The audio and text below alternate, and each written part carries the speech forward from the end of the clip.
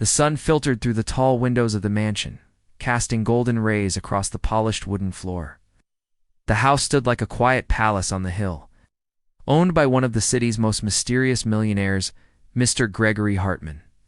Gregory was in his late 50s, single and extremely private. Despite his immense wealth, he never boasted, rarely hosted parties, and was known more for his stern expressions than his smile. But what truly made him stand out was his obsession with trust. After losing millions in a fraudulent investment made by his former business partner, someone he once called a brother, Gregory had become a different man. Suspicion became his shadow. He didn't trust anyone completely. Not his lawyer, not his staff, not even the people closest to him. And while he had dozens of workers on his property, he had set strict boundaries. No one entered his private office. No one touched the safe, and everyone knew the rules. Then came Cassandra. Quiet, middle-aged black woman with kind eyes and a calm presence.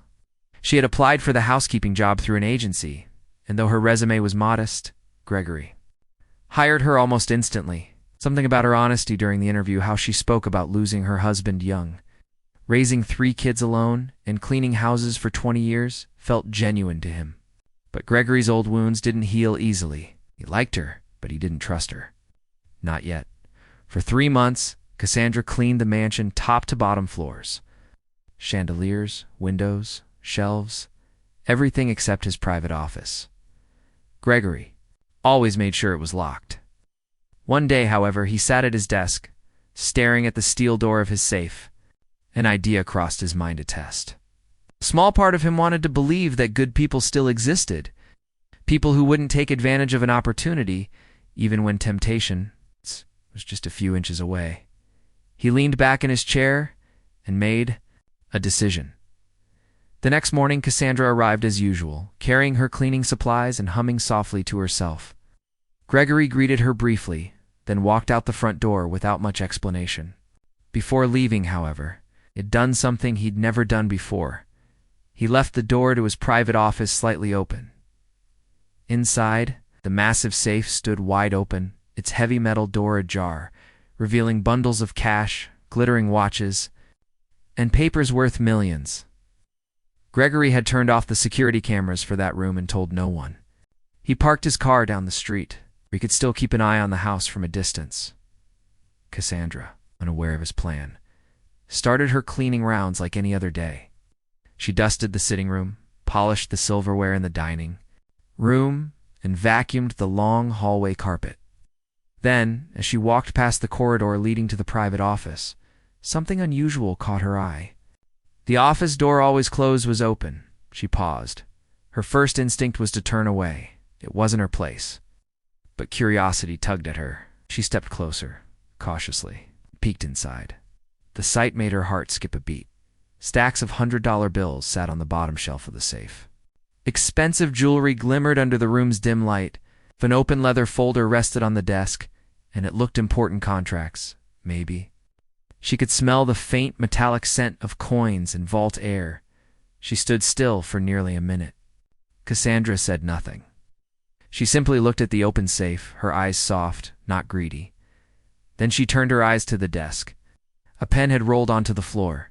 She bent down, picked it up, and placed it carefully back on the desk. Then, without touching anything else, she turned off the desk lamp that had been left on, gently closed the safe, and walked out of the room, dooring the door shut behind. Her Gregory, watching from the street, saw nothing of this. He waited hours. When he finally returned home, he expected signs something missing, something moved. But when he walked into his office, he found everything exactly as it was. The pen was back in its place. The light was off. Safe was closed, but not locked, just how he'd left it. His heart raced. He walked to the living room where Cassandra was dusting the bookshelves. She greeted him with a warm smile and asked, "Mr. Hartman, is everything okay?" He nodded slowly. "Yes, everything's fine." She had no idea what had just happened. Later that evening, Gregory sat alone in his office, thinking. He felt something inside him softened, something that had been hardened for years. Cassandra could have taken anything: money, watches, confidential documents, but she hadn't. She had done the exact opposite. She had respected the space, the privacy, and even corrected small things without being asked. The next morning, Gregory did something he'd never done in the 5 years since his trust was broken.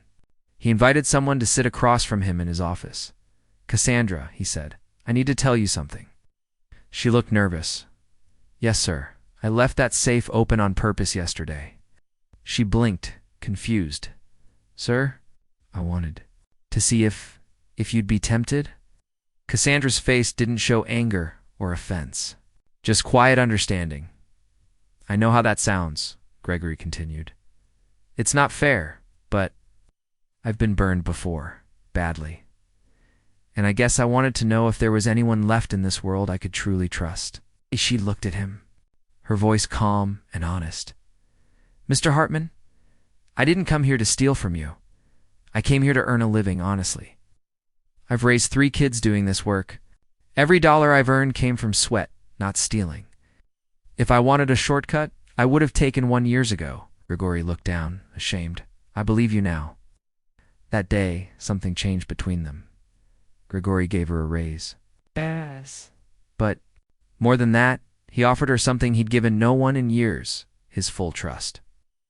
Weeks passed. Cassandra became more than a maid. Cassandra became a part of the household.